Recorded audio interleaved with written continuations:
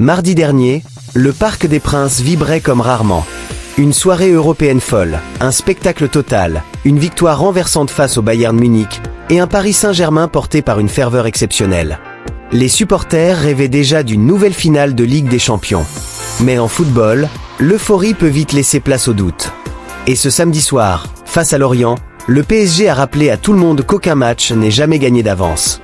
Accroché 2-2 par des merlus décomplexés, Paris a laissé filer 2 précieux points dans la course au titre.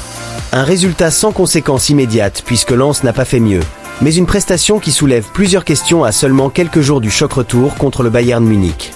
Rotation maîtrisée ou relâchement inquiétant? Gestion intelligente ou signal d'alerte? Une chose est sûre, cette rencontre a livré de nombreux enseignements.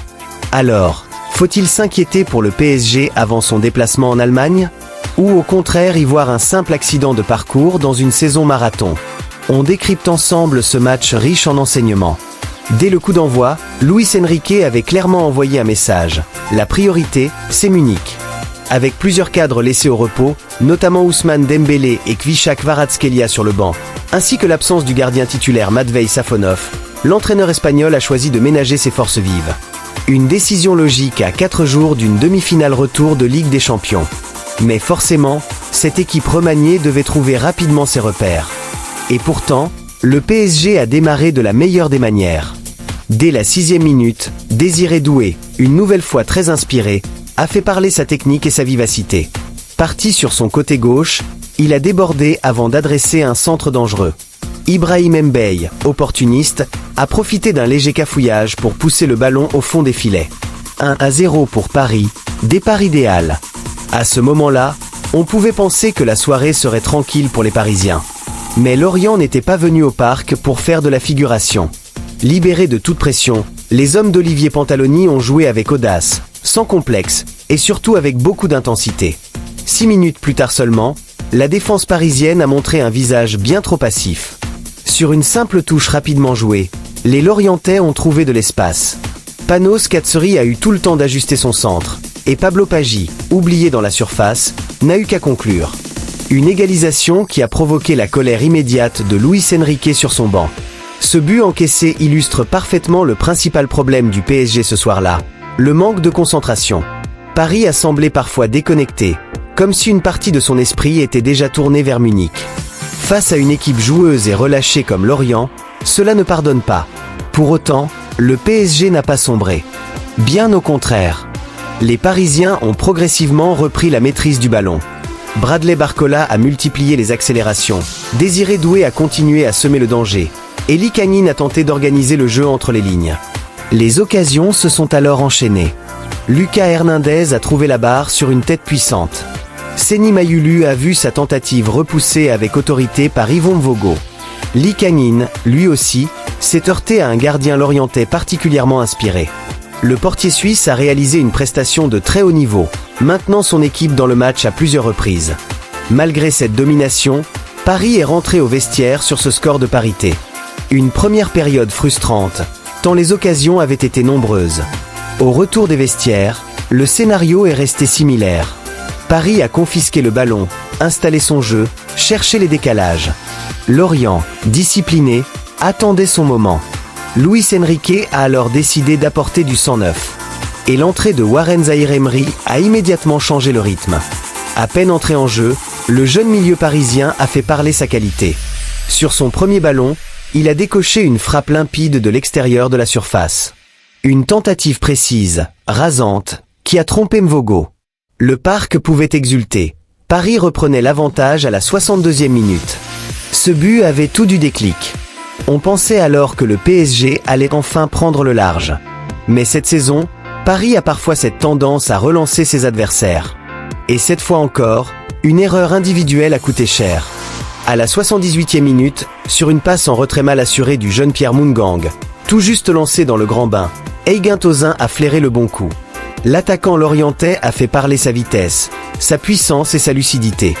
Il a d'abord effacé Lucas Beraldo, puis crocheté William Pacho avant de tromper Renato Marin avec beaucoup de sang-froid.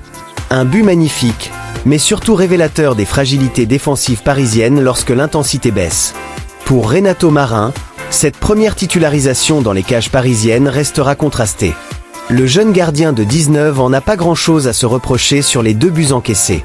Il a même évité une défaite embarrassante en remportant un face-à-face décisif face à Tozin en fin de rencontre. Une intervention importante qui a permis au PSG de préserver le point du nul. Ce match a également mis en lumière plusieurs satisfactions individuelles.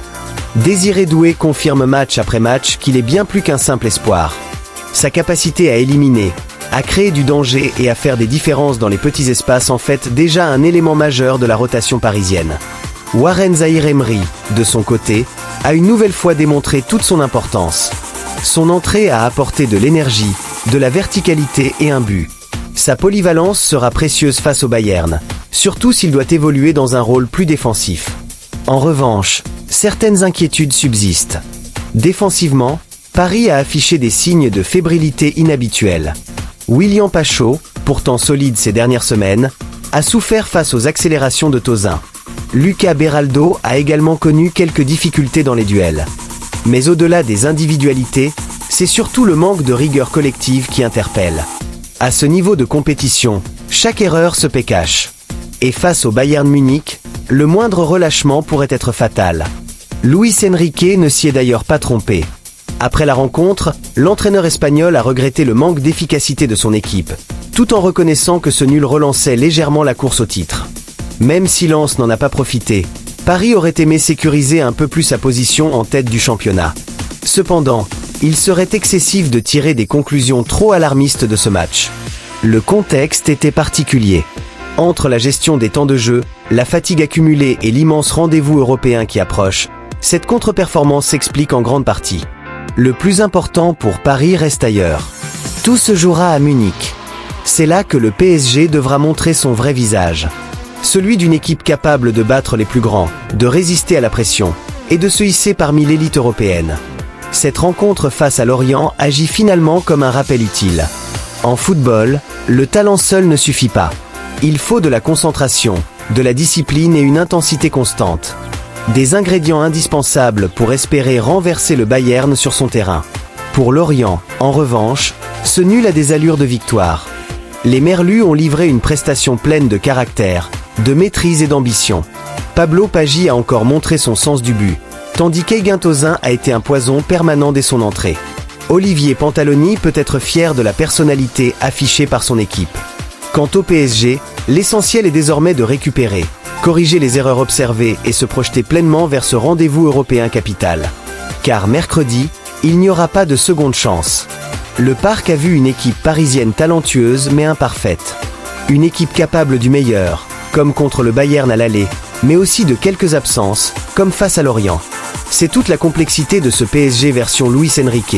Imprévisible, spectaculaire, parfois frustrant, mais toujours fascinant. Alors, ce nul doit-il inquiéter ? Un peu, oui. Mais il doit surtout servir d'avertissement. Le Bayern, lui, ne pardonnera pas les erreurs aperçues ce samedi. Paris est prévenu. Et vous, pensez-vous que ce match nul est un simple accident avant Munich, ou le signe d'une fragilité inquiétante du PSG ? Dites-le nous en commentaire. Et surtout, restez connectés pour ne rien manquer de cette fin de saison absolument passionnante.